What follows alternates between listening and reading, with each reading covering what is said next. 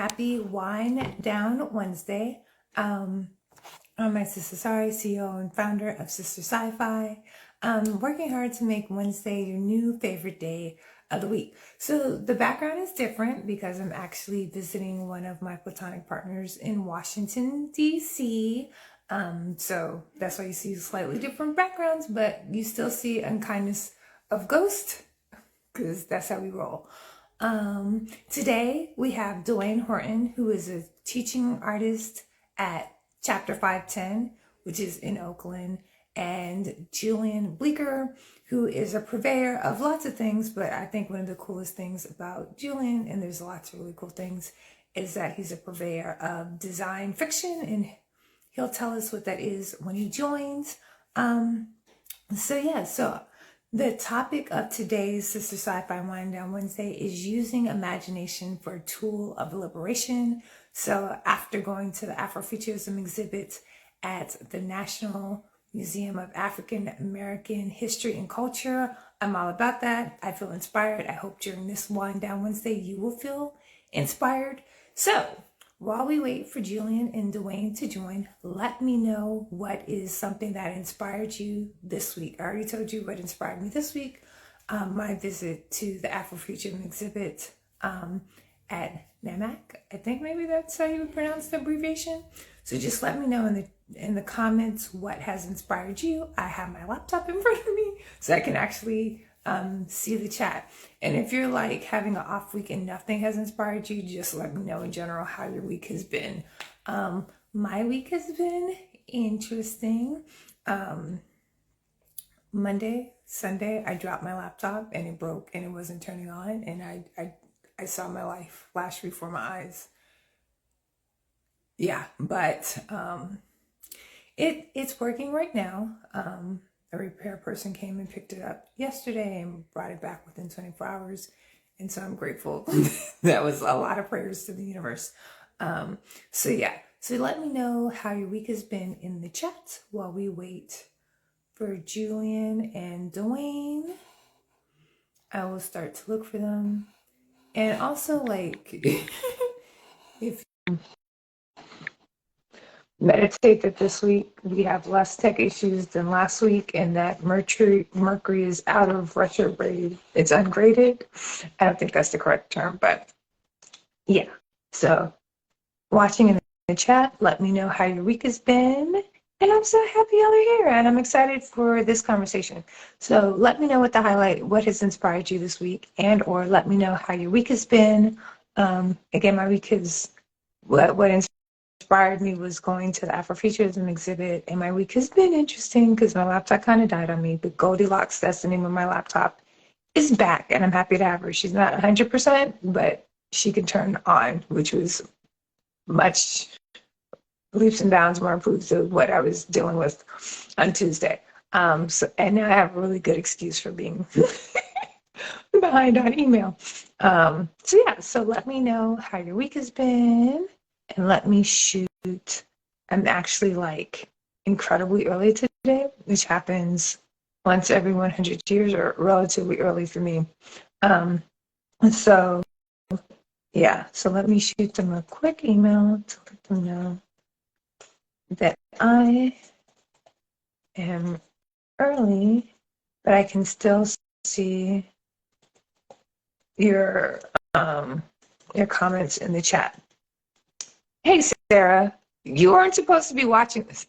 Sarah is the platonic partner that I'm visiting, and I like absolutely refuse to let her watch this live, and she's on the Instagram live. Sarah, you're not supposed to be watching this, but since you're watching this, while we wait for the guests to join, I'm asking folks how their week has been or what has inspired them thus far this week. You can let me know what has inspired you in the chat, and thank you for helping me fix my laptop.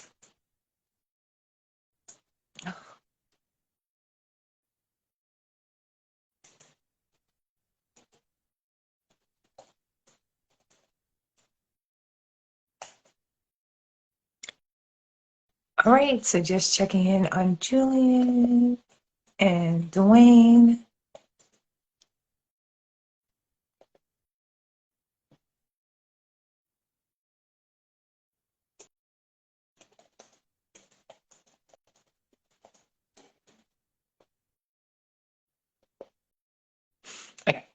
Yeah. And hi, Timothy. How are you?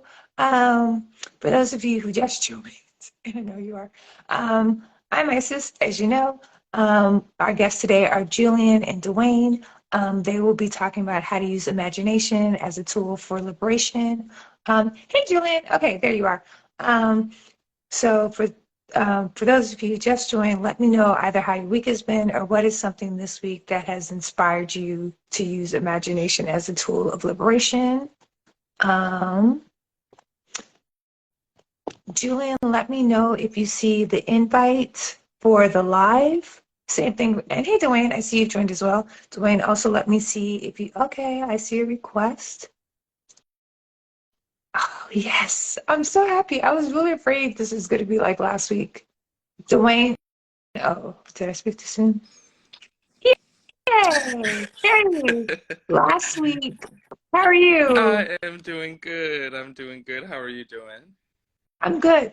Last week, I had so much trouble, like getting like the guests to get on, and I was just like, please don't let this happen again Yeah. this week.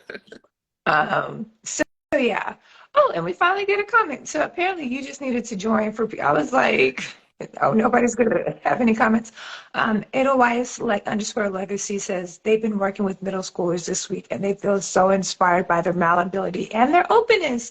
And you work with young people as well. So before we dive into response, so Edelweiss, thank you for sharing that. Duane, please introduce yourself while we wait for Julian.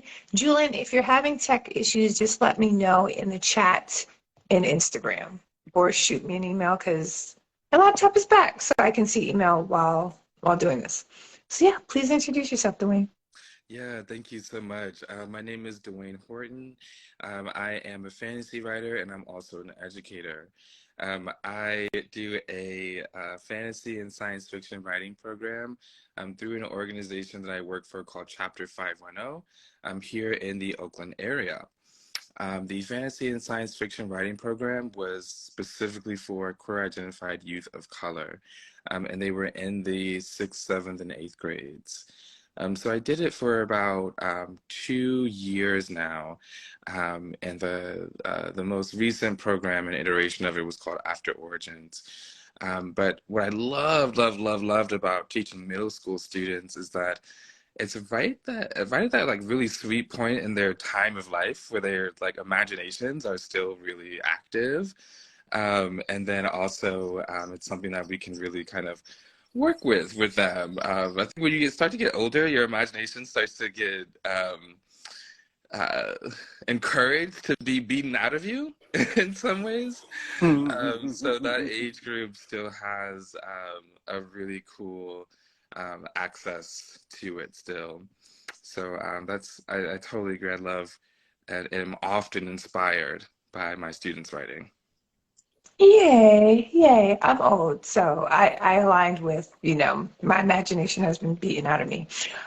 Julian, I'm happy you're here Hey, how and you that you doing? we managed through the tech issues. Can you introduce yourself? Sure. My name is Julian Bleecker. I have an organization called the Near Future Laboratory, and we're here. Like our mission, we think of ourselves as defenders of the creative consciousness, and our motto is "It's time to imagine harder." So I was really vibing on what you were talking about, and that moment when our imagination is told to just take it easy, don't bother anymore, um, just relax, and I think it's really time that we reinvest some energy into the positive aspects of everything from like imagining to daydreaming even. It's usually like looked down as like not, as idle. Nothing good can come from daydreaming, and I think the opposite. Yes, there's so much richness in both of your introductions. I'm like, but this, so for those of you who just joined, I have Duane and Julian. We're talking about how to use imagination as a tool for liberation. So I'll start with, in my mind, both of you do such different work in such different industries, but ultimately, and work with very different populations, but ultimately, both both of the work you do, the goal is to create space for imagination, for creativity, What are some examples where you've seen in your work where that's led to liberation, and how do you define liberation? Yeah, that's such a good question. Because I work with queer identified youth, can, like, some of the issues that they go through, I kind of understand it in a way because I remember going through it myself.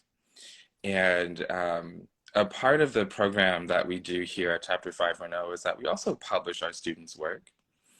And I remember this one time I was, we were in our workshop and we were kind of just in the swing of things. And it was time to introduce the publishing contract. And I said, okay, let's introduce it. So I read it through with the students because I was like, this is a good practice. Okay, whenever you get a contract about something, you want to read it all the way through because you really want to know what you're signing. So we went through the language, I broke it down, and one of my students was like, I'm not doing that. So I remember thinking to myself in the moment, like, okay, number one, the point of the workshop is not to publish something. Really, it's just to have joy and confidence and fun with writing. But I was also a little bit alarmed because this person was a big, big, big part of class. And I didn't want their creativity to go unnoticed in a lot of ways. So I asked the student, I said, well, well, what's the issue? Why don't you want to publish here? And they said to me, well, you know what? I'm not really sure that I can write a story that I will be inspired by in the future. And you know what? I said, well, that's a valid concern. So first of all, I want to say that's a valid concern. And then the second thing I want to say here is that, for artists everywhere, they have something out there that they're probably embarrassed by. That they're like, okay, well, you know what? I don't know how I feel about this being out there now, but it's out there. And I think that's even true for me.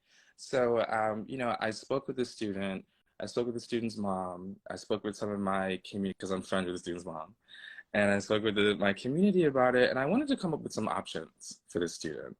So I could say that we just kind of explored something together before we decided that no was our real response here. And so some of the things that I offered were the student was a really good illustrator. So I was like, okay, well, you can also submit an illustration if that's what you want to do. You can do it through a pen name, so you don't have to publish through your name. Or you could just publish anonymously, or once again, you don't have to do it.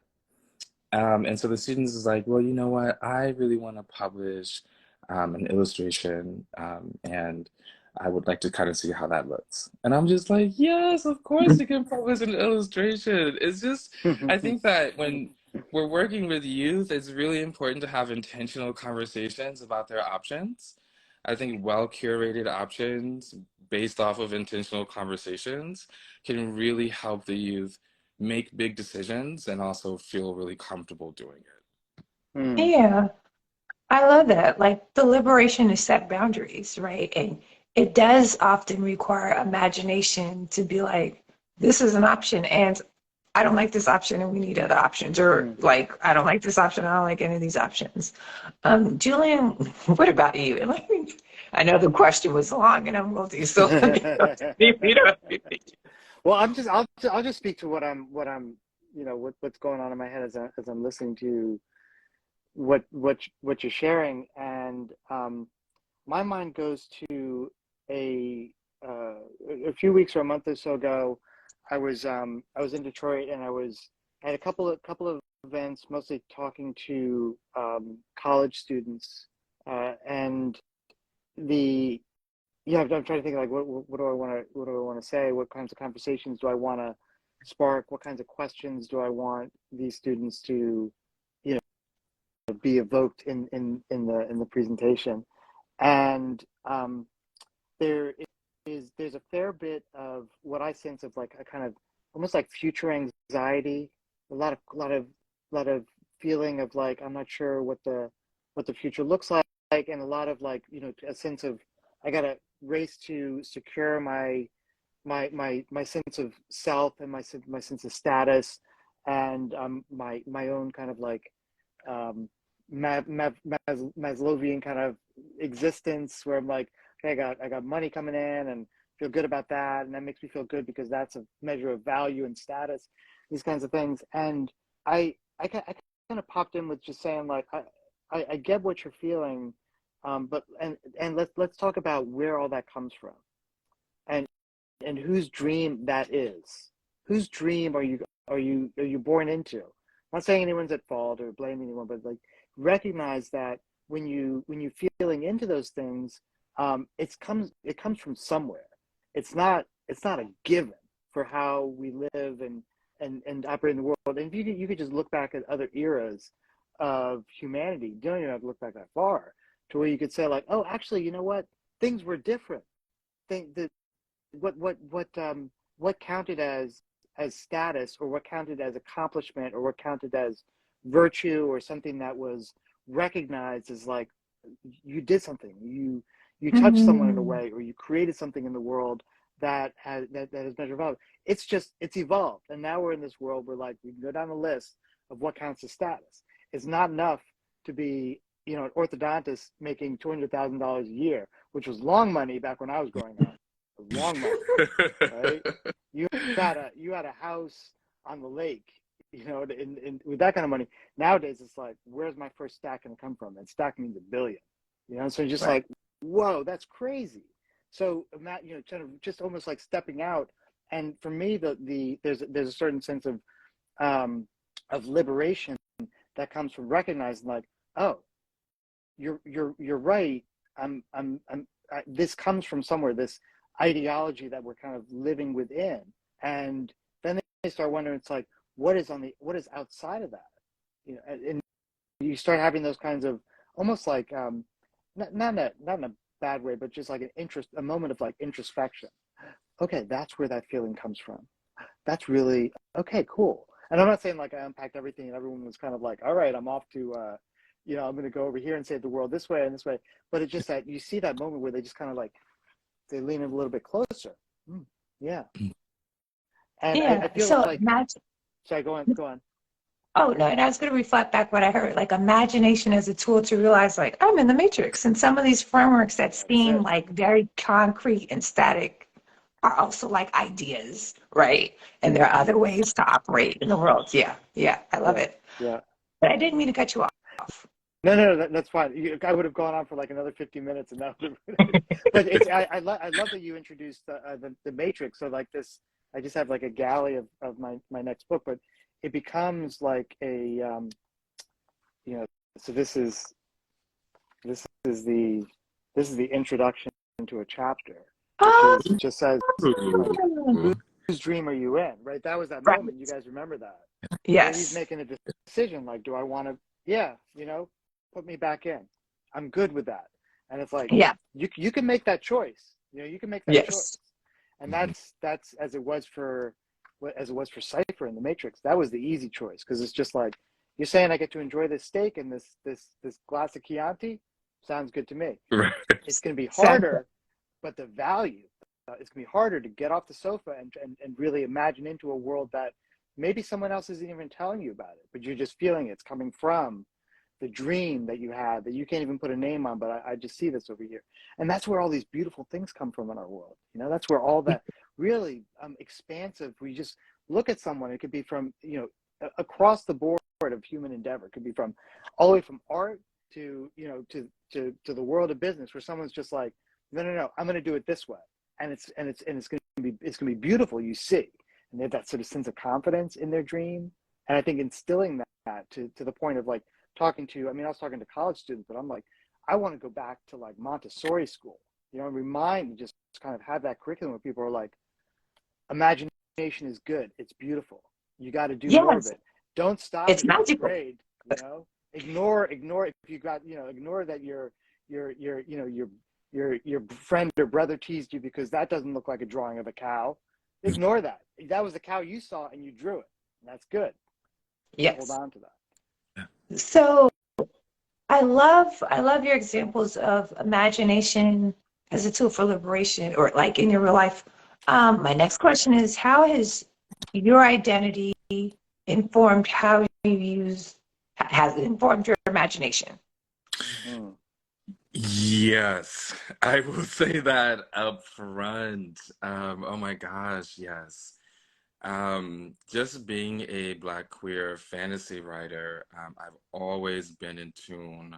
And just being a creative person, I feel like I've always been really in tune with my imagination.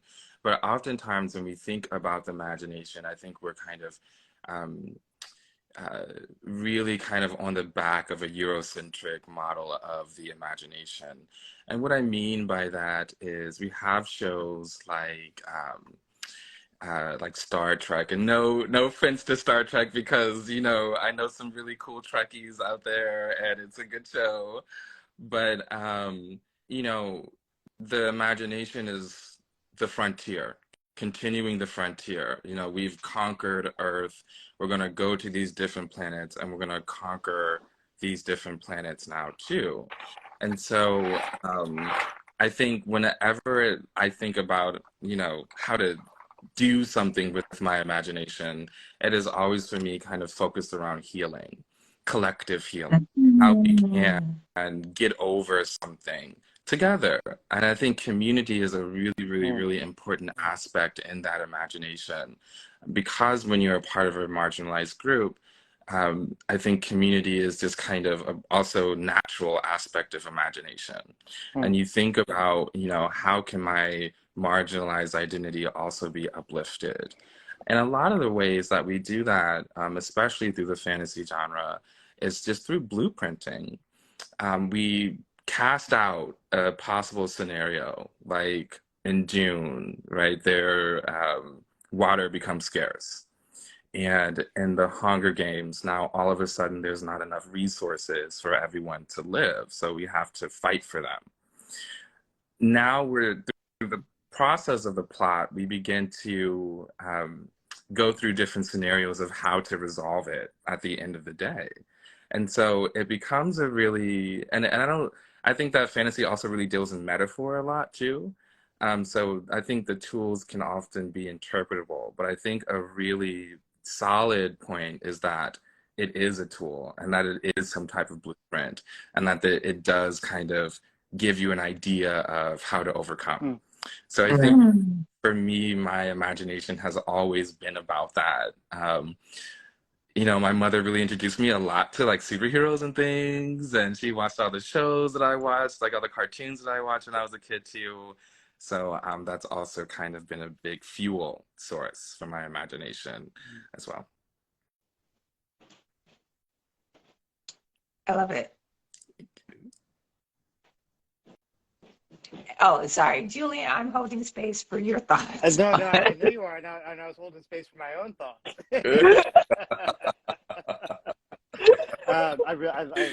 I love silence. Particularly when it gets awkward, because then you kind of like, no, I'm here, I'm good. Other people are kind of like, are you still there? Oh, I yeah, I'm know. here. That's I'm so here. You I'm don't here even for the know. awkward. I'm here for the awkward times, mostly because I'm super awkward, right? And why I usually prefer. But I never held space for awkward silence in the life. Like there's usually something, and so that's a good reminder. Like there's space even in life for awkward silence. So Yeah, okay, yeah. Well, I was trying to, I'm trying to figure out like how to respond. Ask me the question again, because I was really feeling into it. yeah. I get the How's your yeah. go ahead. Go ahead. How is your identity informed? How you tap into your imagination? And so, yes, I'll pause there, and after you give your response, No. What were I'll you gonna say? What were you gonna say? offer your response first, and I'll provide why I'm asking that question. But I don't want to inform your yes. I mean, there's so many ways to approach it. I mean, a bunch of things come to mind. They're mostly images from, I guess, what you would say like my identity formation moments in my life, and so one is an image from my Montessori school. So I went to Montessori school in Brooklyn Heights, ages ago. Let's put it that way. And there's a class photo of us, and I don't know, there may be like 12 or 10 kids, and I'm in the back row, probably up on a riser, and I'm there's a girl in front of me, and she's turned around. It's like your white blonde girl turned around, kind of like looking at me. And I like to imagine she was looking at me like, "What are you doing?"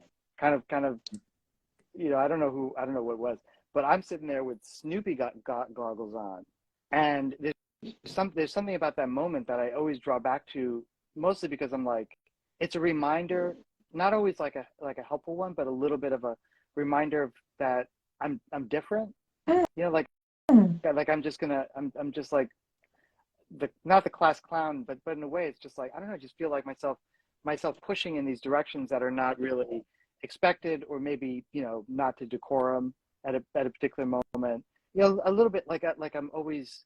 And at the same time, I guess I sort of live that in a way, because so my dad's white and my mom's black. My dad was like, he passed a while ago. My mom's still around. She's 85, and she is still cracking at it. We were just talking the other day, because I was telling her, I had to tell her because it came up in conversation a bunch of times. People ask me like, well, where did you get this, whatever you want to call it, like this spirit that you're doing all these different things, and you're super active with these different projects, and you're doing you got 3 books going, and the response I've been saying, and I'm not sure where it just came naturally, it was just something had been in the back, was, oh yeah, I grew up, my mom was always an entrepreneur. She always had businesses. And I remember I told her that, and she was like, how could you forget? And I was like, no, I didn't forget. It just kind of came forth in this way.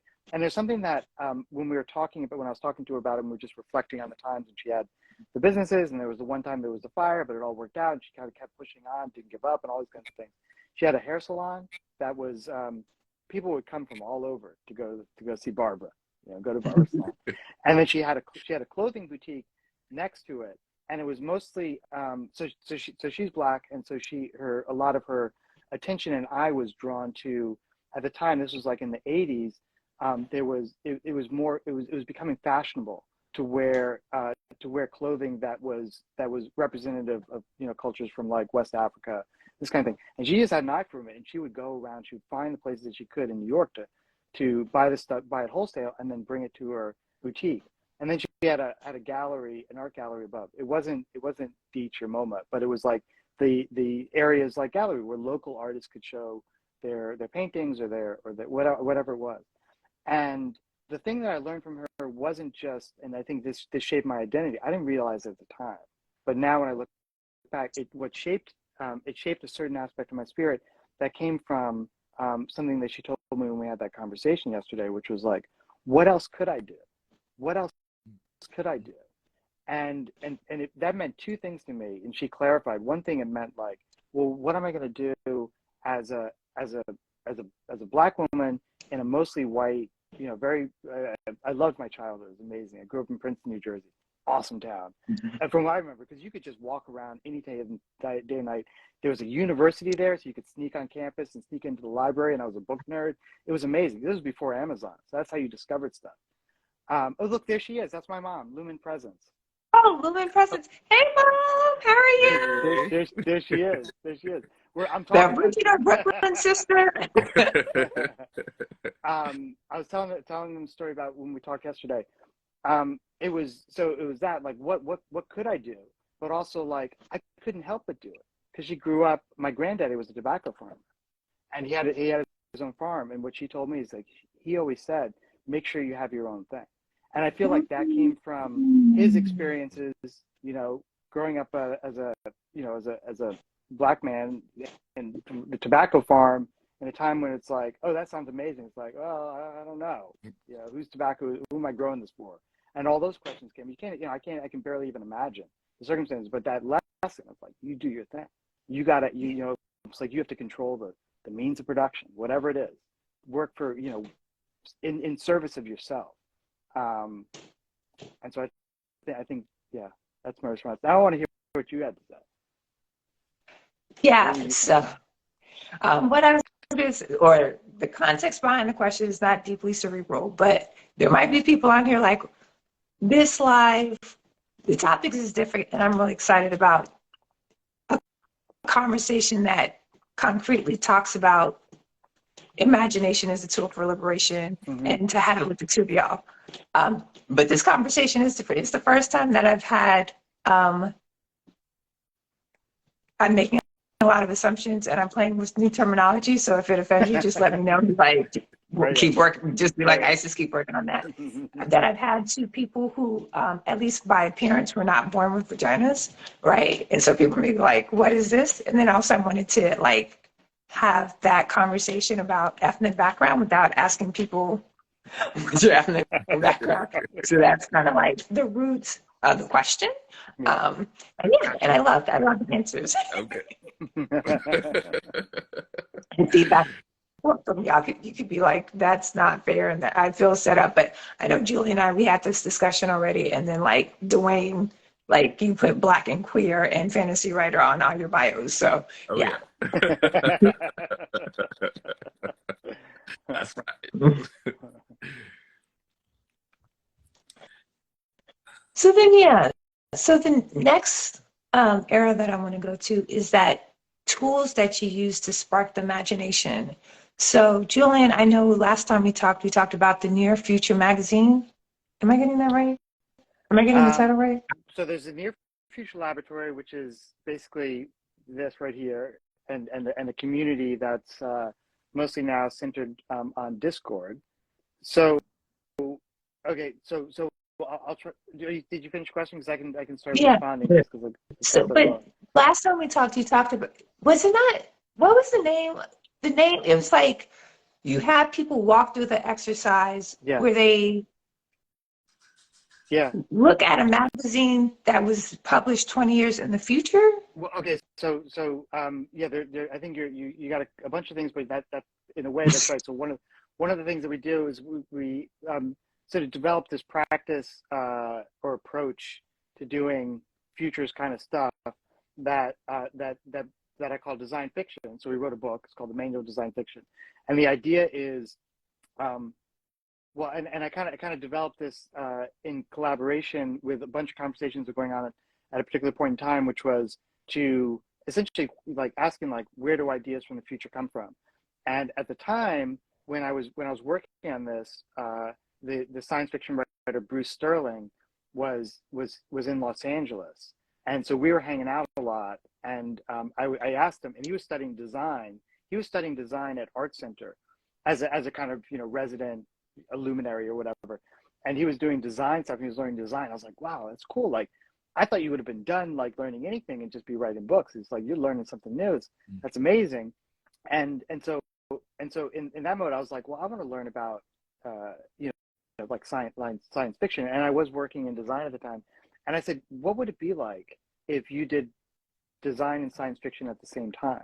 In other words, instead of doing prose, like a prose-based story, what we understand as science fiction, usually it's prose-based story, or it's like a film that's based on this, that kind of thing.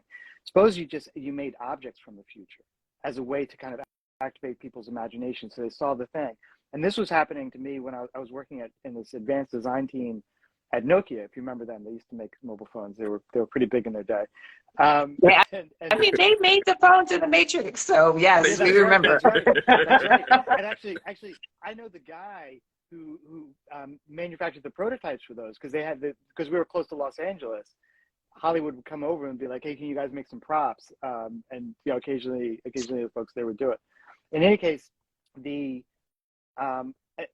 would be presenting an advanced design concept, and you put something on a table, in front of a bunch of executives or whatever, and they didn't even know what they were looking at, but they're like, their mind went into a future where this thing would exist. I'm not talking about like in the sense of like how much money they could make or what's the unit cost or anything like that.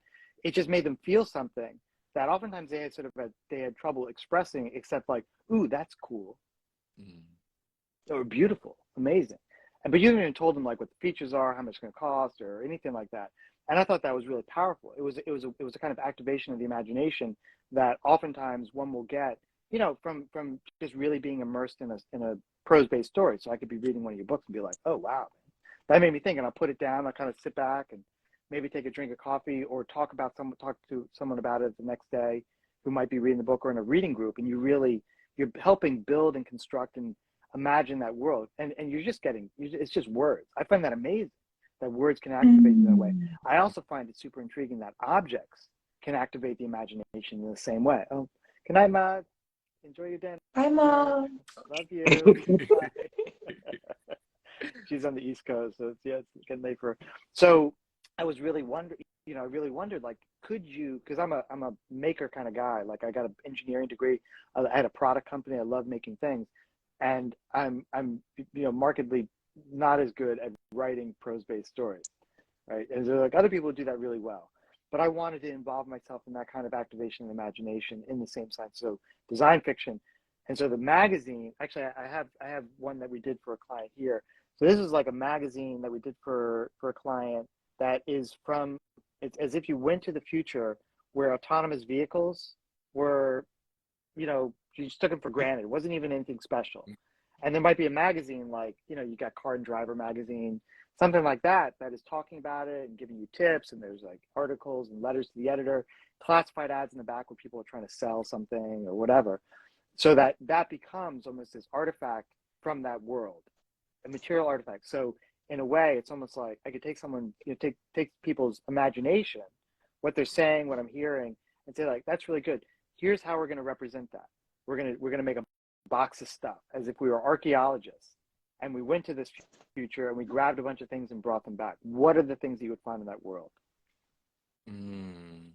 I think that is so, it's such also like just this tenet of science fiction and fantasy writing, which is like world building. Yes. Where you're really immersing the reader into whatever this world is. And it's just like that. Exactly. It's like, oh, these self-driving cars have always existed. What do like, duh, so it kind of creates this atmosphere of normativity. Yes. That then you need to say, okay, well, now that this is normal, what else is normal? Right. What else about this is happening? And it also really, I think, ties into the genre of magical realism, which is really like that too. Toni Morrison has done magical realism, and one of the things I love about it, especially in her book Song of Solomon, is that okay, so if you haven't read Song of Solomon, close your ears. If they haven't read Song of Solomon, that's on them. Okay. Continue, Duane. Okay, there we go. Okay, cool. We get this part at the end where, does this character fly or not? And so part of it is like, Toni Morrison is like, well, you got to give up the shit that weighs you down, and there's this kind of magical sense to that now. You give up this stuff and now it actually makes you light enough that you can float in the air. And in a way, it's kind of giving some tools. Okay, well, if I know my end result is that I have to become lighter in some way, how am I going to accomplish that? And not just in a physical sense, that may be the last way you think of it, but in a emotional sense, in a psychological sense, more so. So yeah, I love the concept of this magazine and really bringing this future into the realm of the normative. Same. So I'll ask this question in two parts. So Julian, you were actually in chapter 510. I feel like maybe a month ago, or you walked past it. Yeah. Duane I actually went in there. Yeah. Yeah, and Duane stumbled into it. Like really, like literally, like what is this place? and Duane, you're in chapter 510 all the time. And I keep saying 510, but you said 510. So let me know if it's officially chapter 510. So tell me, like from Julian walking in, how did that space activate your imagination? And Duane, as somebody who's in that space often, how do you use what's in that space to activate the imagination of your students? So it was beautiful because we were just there. We were in Oakland with me and my wife and my brother's family, because my nephew was doing a basketball thing with Steph Curry. So it's kind of like, ooh, like we're all gonna go. And so we were just wandering around the neighborhood, going for whatever, get lunch and that kind of thing. And I saw this. I saw chapter 510, and I was kind of like, whoa. Matter of fact, my first thing was like, ooh, I like those coveralls. Like, I want to see what's going on this to everything. Yeah. That story gets me every time with those coveralls. Yeah. I'm just like, wait, I don't know where I would wear these coveralls to. I don't do anything that's creative, but like that was the first thing I saw in windows. Like, ooh, I got to check these out. And so we went in, and then I I was just, I was just kind of enthralled. It felt like, it did feel like I was transported someplace in this way.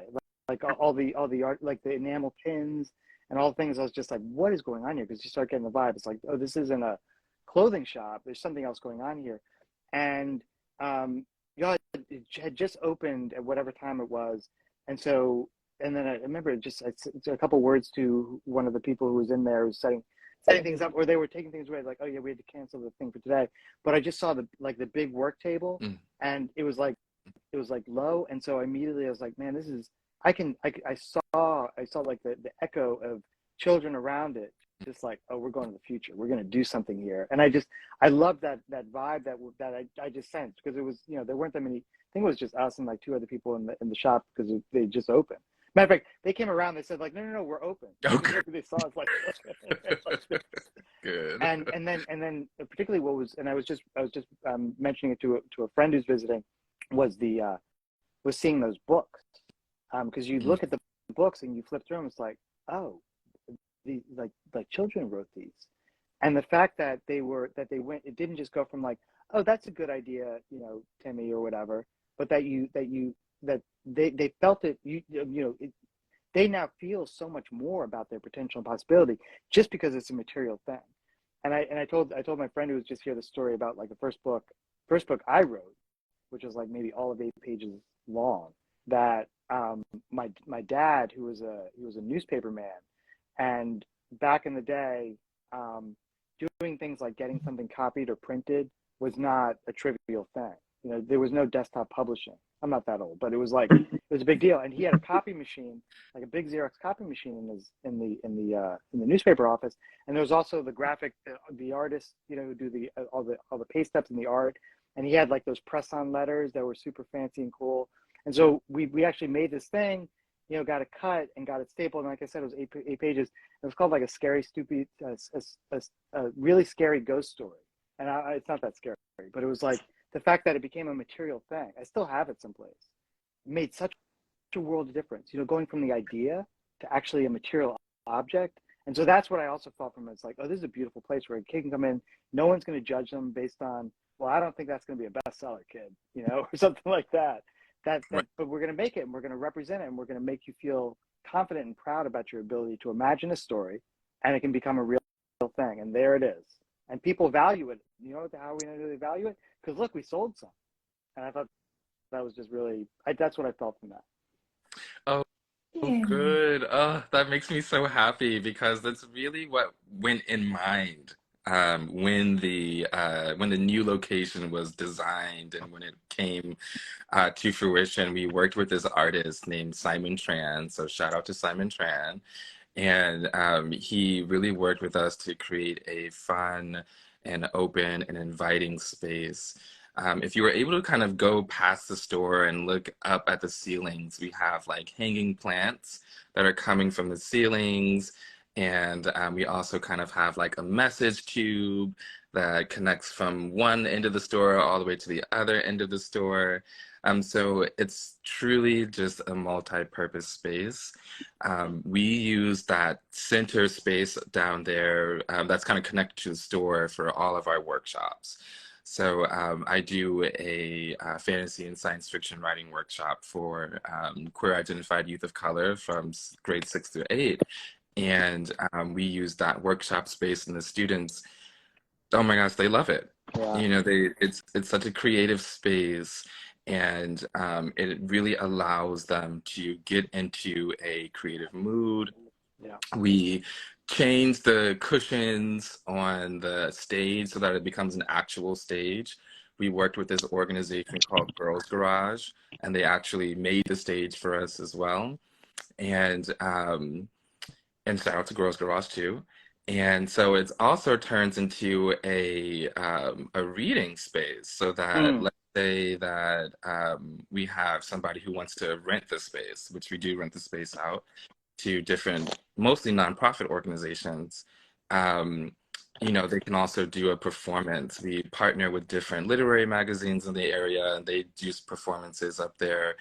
And also on May 20th, we're going to be releasing the anthology that my students did in class. Thank you. It's going to be called Empowered Origins. And it's a really, really, really strong collection of these. And it's just such an exciting thing.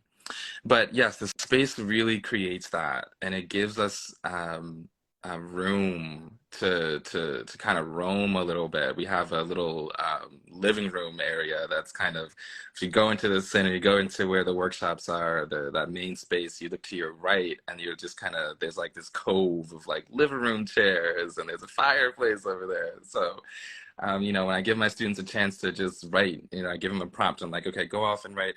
They run to that space. They really enjoy it, and that's really the point of it too. So it really just activates the students' imagine, or it helps to activate the students' imagination, by virtue of it being an imaginative space. Yeah, it's beautiful. I love it. I love it. And thank you for sharing your experience coming into the space, Julian, and then the experience of being in the space doing. Did I freeze for y'all? Because it looks like y'all's video has frozen for me. You're still there for me.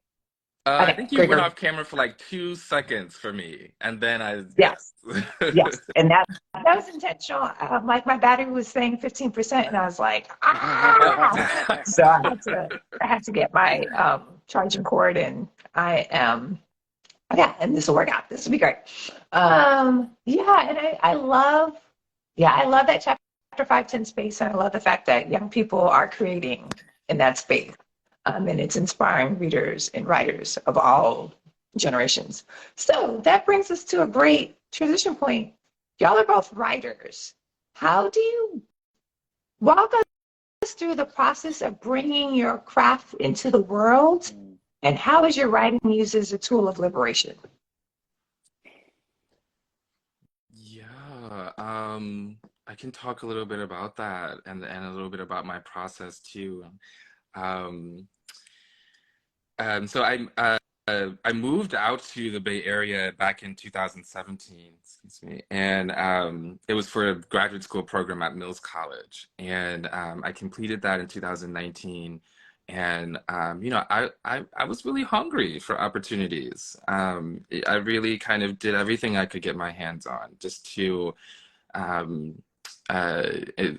lengthen my experience. But a big part of it all is really focusing on doing the work. And I try to kind of sometimes lock myself away, and I'm like, I'm writing, I'm reading, I'm writing, and reading is such a source of my writing. And I read mostly fantasy books. But I'm also the open facilitator for No Names Book Club. So I read. Oh, I know that. Yes, yes. And so we meet at the end of every month, and we do. Right now we're doing Maya Angelou's "All God's Children Need Walking Shoes." So it's actually the first Maya Angelou book that I read that is prose, and I'm just blown away by how much poetry is in it. I had to like close the book for 2 seconds and gather myself. I was like, oh my gosh, what? Wait, I know the greatness, but wait. So, you know, a lot of it is just really just investing in that. And so when I'm thinking of a fantasy piece, a lot of the times I'll think about something that I'm trying to accomplish in this story. So if I'm talking about anger, if I want to talk about anger, queerness and anger, I might use fire as a metaphor. And my character may just be on fire, and people around him are bothered by the smoke that's littered in the air. There could be an occasion where, you know, I really like to kind of infuse spirituality in some of my short stories as well. My father is a pastor, but he was a deacon growing up, and so spirituality is important to me in some ways. But I always think about it in a very free sense, I think, from certain religious structures. And so I had written a story that was published with Cinnabar Moth Publishing. So shout out to them too. I'm shouting out a lot of people, but shout out to people. And you know, I actually found them through just a Twitter account. And but they're an amazing group of people, and I had published a story with them that I wrote called Punch, and it was about this gay character who's having trouble with a lover, and but they're also followed by this feminine spirit, and this feminine spirit protects their feminine side, so that whenever it is disrespected, now she becomes this feminine spirit that follows him, becomes more monstrous, like more and more monstrous, until this main character sticks up for himself and defends his feminine side. And the point of it also being is that, femininity, we live in this sexist world, and it's an oppressed kind of identity and energy to have. And a lot of the times it's about saying, okay, I'm going to reject that narrative. And because we're human, we have so many energies inside of us. And I think being queer also really kind of connects you to a lot of those different energies. And so I wanted to kind of really bring that to life. And Punch, who's the name of this spiritual character, was a way for me to do that. And so I think a lot of these times I'm really focusing on bringing a metaphor to life. I'm focusing on aspects that are important to my identity. And I think one thing with writing is that the more vulnerable you are, the more universal the experience is for the reader. It may not be that they went through that specific thing, but instead that they can identify with the feeling of it. Maybe have gone through something themselves. And so that's also another aspect of my writing. I'm working on a novel right now, and I'm really excited about it. I've been working on it for a long time, so maybe I shouldn't say I'm working on it. I'm querying different agents. I am querying hashtag, and I have some agents who are interested right now. So that's really, really, really, really, really exciting. And so it is also a queer fantasy work.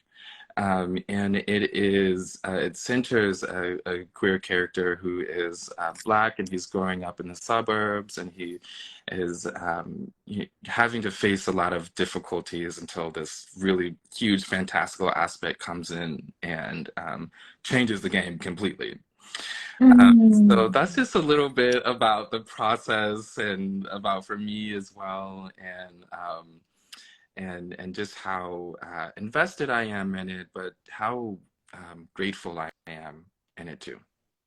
I love that. I love that. Thank you.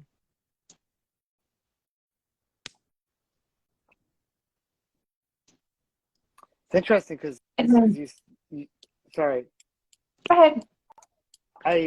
You said you're both writers, and I definitely do write.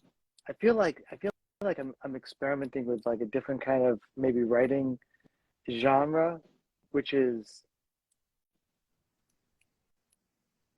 like making these objects in the future, which I do think like you could argue it's like that's kind of authorship, in a way. It's kind of storytelling. You just happen to do it with stuff rather than punching little plastic squares on a computer keyboard and watching words go by. And I think that's, so this is me being the troublemaker in the Montessori school picture. Like, no, the teacher said you got to do it this way. It's just like, I don't know, going this other way. And so I think it's a way for me to tap into all these different characteristics of the things that I enjoy about the creative process. Enjoy both in the way that sometimes it can hurt. You know what I'm talking about? It's kind of like everything you got to do, all the stuff, everything from the structure you impose on yourself, which is like, got to make a deadline, as much as you'd be like, well, I wish I could just work on this forever. Or you got to find an agent, it's like, oh, man, that sounds like work.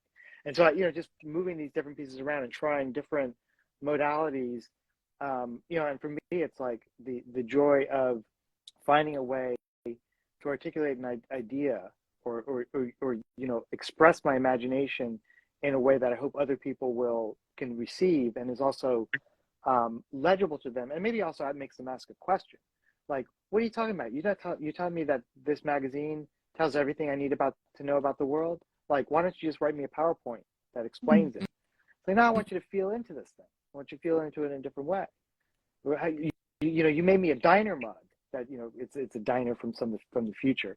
So it's a little bit tweaked, it's a little bit different.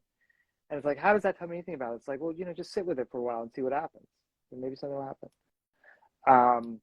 Or an instruction manual for some peculiar object from the future that's just a little bit off, but the person receives it in a way that I think is productively and generatively different, not better, just different from a book. Which is, when you read a book, you're like, no, it's like, okay, I'm going to settle in and I'm going to kind of marinate in this world that this author created. But you're reading a book, and that it's science fiction or fantasy or whatever the genre might be. Because look, that's the section that I got it from the bookstore, so I know what's over here. This isn't the section where you accidentally pull down. It's like, oh, this is a instruction manual for a time machine. Like, what? That's not right. But imagine if you could, like, if you could go, there was a science fiction bookstore, but it wasn't, it was like a corner convenience store, but it was from some slightly different world. And so like that's the, in terms of like writing process or authoring process or trying to express imagination, that's the area that I'm exploring. I will say I love books. I mean, I've got 2 galleys right here for books that are being printed now. My experiment there is mostly to the agent point. It's just like, kind of like, I don't want to deal with any of that stuff. I don't want to deal with publishers. And so I'm just like, you know what? What would my granddaddy say? He'd be like, be your own publisher. I mean, you know how to get a book made. Do it. And you've got a community, you have an audience, and that kind of stuff. And give up that sense that I think I had,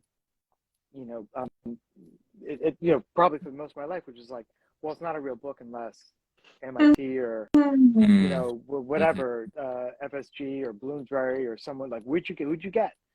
And then you find out that it's a hell of a lot of work.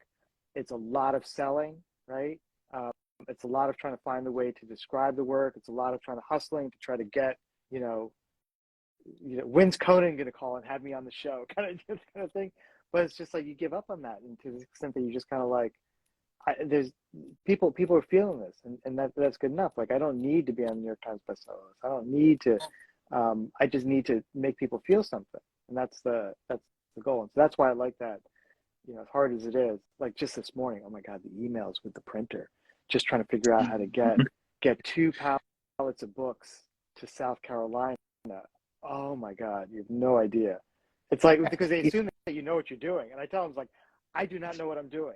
Like, take me by the hand as if I've never done this before. And they're like, you need a POA. I was like, okay, let's start back. What's a POA? And how do I get it? Where does it come from? Here they go. Where do these things exist? So I think that's a great next question. Self-publishing versus publishing with a traditional publisher, a major publisher, whatever term y'all feel aligns best with how you think about the options. And there are probably several others. What are your thoughts? I am of 2 minds on it. Like, I love the self-publishing option because I think it like for traditional publishing, it's a lengthy process. Even people who work in publishing houses will say it's a long process. Like, it takes a long time, and it drags. It totally drags sometimes. And one of the things, though, that I think that I like about it, that route, is that it comes with a team. And kind of just going back to this community response in a lot of ways, and a team of people you work for is different than a team of people that, you're just kind of like, you life has aligned you. But, to have someone who could market your book out there, to have somebody who is going to work on foreign rights or translation, and it all come in this package, has always been an attractive thing for me. I think that self-publishing, though, is one of those things that allows you to work on your own schedule. It allows you to work, it gives you a little bit more mastery and control over the publishing process. And you get higher royalties if you self-publish as well, because you don't have to pay off you know, the editor and the agent and the X, Y, and Z. So I think like it really depends on who you are and what works for you I think the main thing about it. And you know, I have no, for me, I think that whether you go the self-publishing route or you go a traditional publishing route, you know, whichever route is feels right for the person is one that I'm able to back for them. But you know, there's also different types of traditional publishing too, because then you have really major publishing houses, and then you have independent presses. And the independent presses are also a resource for writers and artists too, like visual artists too, in a lot of ways. And so, yeah, I guess those are just some of my thoughts on it. Yeah. No, I appreciate that. Thank you, Duane.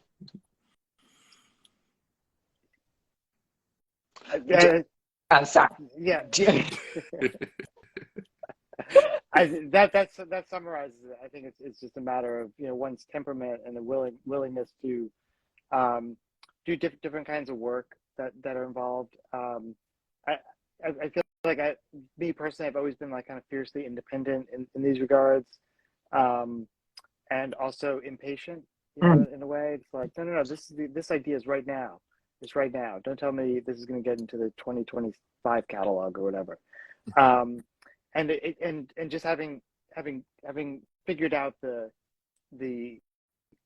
tooling for it, you know, by, you know, finding a you know, like a superlative printer who cares and is going to be diligent and is really going to be you know, push you in directions that are going to be productive for the book. I'm talking about, like, you know, making selections on, you know, paper stock and all those kinds of things. And saving, and you also have to be prepared to like make those decisions. As fun as they might sound, you know, they're decisions, and sometimes the decisions are hard. It's kind of like, as well as willingness to do the work of you know, of actually laying the book out. You know, if you want to go that far. So we do everything soup to nuts. Obviously, we don't have a press here. We work with a printer, but in terms of like designing the books, and I truly enjoy that as much as a pain in the butt as it can be. You know, because you're working with a tool. Now you got more structure to deal with, and kind of like, why is that over there? You know, like why is this happening? Or and not being frustrated with the lessons that you're going to learn because you don't know what you're doing. And the printer, who's been doing it for, you know, 112 years, they do know. And they're gonna, you know, you keep, because there's one printer that I used, and the time zones were so screwed up that I would literally wait until 11 o'clock at night to get their feedback, so I could turn something around without having to do a whole nother 24-hour cycle. You know what I mean? So like, it takes a certain amount of fortitude and determination, and you know, whatever's the thing that makes people exhausted and tired, just to be like, I'm just gonna push through this, push through it, make it happen. Got it. No, I love it. We have 6 minutes remaining. So I'll move us into the second portion of the Sistah Sci-Fi Wind Down Wednesday. I don't think I gave you a heads up about it, but it'll be easy. It's my second favorite part of the Wind Down Wednesday. My first favorite part is everything we've been doing thus far. And it's the rapid fire this or that. So I'll give you this or that, and you choose one. Don't do it. If you want to, you can, but the purpose is to give your very gut instinctual response. We discuss why, and then we move on to the next one. If you're watching on Instagram, feel free to join in the chat. Any questions? Oh, no. Yeah. Sometimes I try to make it like theme tied, but this one will be like a recycle of several different this or that's over the last couple of years. So the first this or that, it's one of my favorite. Luke Cage or Black Lightning? Luke Cage. Luke Cage or Black Lightning? Oh no! Wait, I'm not ready. Okay. Okay. Luke Cage. Yes. Luke Cage. Yes. Final answer. No answer. I don't really know like Black Lightning too because I love electric powers, but Luke Cage, the show on Netflix, and at the time, being a bulletproof black man, I just can't get Yeah. past that. That was cool. Julian, is that why you also picked Luke Cage? It's just something. I mean, at the time, it just felt like a particular kind of like invincibility that I could really kind of vibe with. It felt like powerful in the sense of like that I don't know, at the moment we what needed. That makes so much sense. And this is a question I've been asking for a while, and I'm always like, Black Lightning, because Black and Lightning was a principal and he had a family and his wife and his daughters. But hearing your response, I was like, oh, yeah, that makes sense. So thank you. I'm glad I asked you that question. Next, I didn't see any comments in the chats, so I guess we're all Luke Cage tonight. Next, next question is controversial, but I'll ask it anyway. I was like, do I still ask this question? I'm gonna ask it anyway. Alice Walker or Toni Morrison? Ooh, okay. Toni Morrison. Alice Walker. Oh, this is my first time asking that question. So, yes, I have a response for myself, but I'm still working through. Explain y'all's answers. Why, Duane, did you pick Toni Morrison and Julian pick Alice Walker? Toni Morrison is just powerful. Oh my word. She came into this earth with some other earthly supernatural energy, and she put it in her writing for all of us to share and see. I'm just a big fan of her. She was really focal, even when I was reading books of hers in my younger years. I was like, oh my gosh, these were some of the best books that I've read. She has this way of just explaining things that just brings you fully into the world. She's just powerful. Oh my goodness, so powerful. I can't deny her power, and it made a snap decision for me. So I think for me, it's Toni. I agree with all of that. Alice Walker for me, it's mostly like somewhat personal in that when I moved back to Brooklyn from Santa Cruz, where I was doing grad school, one of the first things I did was I got involved with this cyber cafe. Back when we used to call them cyber cafes, now we just call them a cafe because they all have Wi-Fi. But it was like that was, and my mission there was we became friends. Who was the owner, who's the one who's like really behind the cafe part. She was like, I want to have like computers here, and you seem like the kind of person to do it. This was in Fort Greene, and there really wasn't a lot of connectivity, internet connectivity. This was like 96, 97, it was just kind of coming online. And at the time, I hope I don't sound like I'm doing kind of like this isn't scuttlebutt. This is just the fact of the matter that the owner was her girlfriend was Rebecca Walker. So I became kind of friendly with the Walker family and stayed at Alice's beautiful house when she had one of the in San Francisco. So I've and drove her BMW. So Right. Little bit that particular connection, and also of course her work. As it's a toss up, isn't it? You can have Toni Morrison and Alice Walker. It's like both. But that's my connection to that, to saying Alice Walker. I love it. I love it. I love it. Next question is Andre 3000 or Frank Ocean? Ooh. Oh man. Whoa. Okay, wow, this is really hard too. Oh my God. I'm gonna go. That's a new question. I'm gonna go. I don't have a personal answer for it. So I'm gonna go with Frank Ocean. Okay. I have to go with Frank Ocean too. Yeah. I do. I love Andre 3000. Of course. I will always love Andre 3000. And he is a talented and gifted creative. Like, even amongst his era of rappers, he was really pushing the envelope, and he was doing more than, what the others were doing. Fashion-wise, with his raps, like, it was all you know, it was just it was out of this world in a way. Um, but Frank Ocean, when he came into the scene, because there've been so much homophobia in rap and R&B and that musical culture, and he came out as bisexual, that was really powerful. So it really bonded me to his music. And I think it made a really big impression on me because I was maybe 17 or something like that when that happened. So I was like, oh my gosh, this is so cool. This is amazing. So Forrest Gump is like, love that song off of his first album, Channel Mm. Orange. Like that is one of my favorite songs because he's really like, you know, it's a gay song. He's saying, you're running through my mind, boy. Like, you know, we're not switching pronouns. Like we're not saying it was honest, and I really like that. And it was a cool cultural reference because, you know, that's an awesome movie. Yeah, so I've always been in all of his projects. What I want from Frank is more, Mm. honestly, but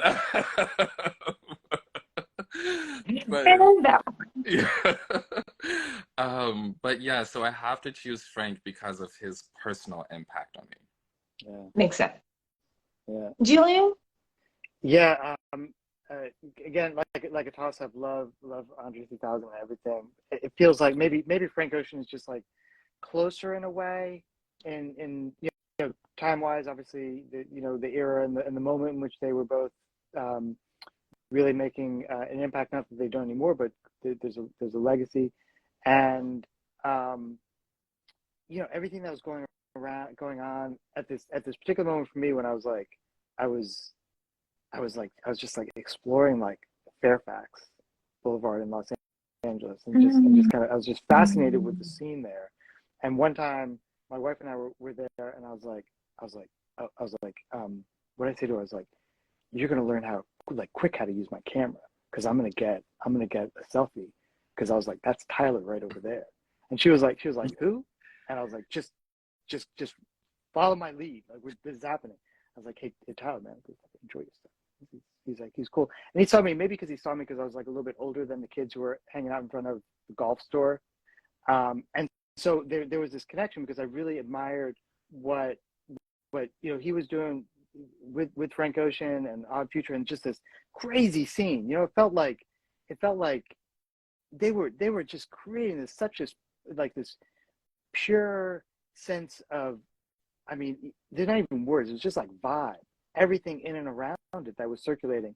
And so that, it was like through Tyler that I you get connected to Frank.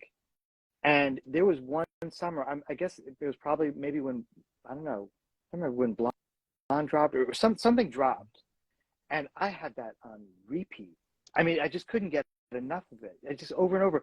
And I allow myself now at this point in my life to just say like, man, it moved me every time. It moved me. Like I would feel something just so deep down that I didn't want to ignore. I wanted to feel it again and again and again.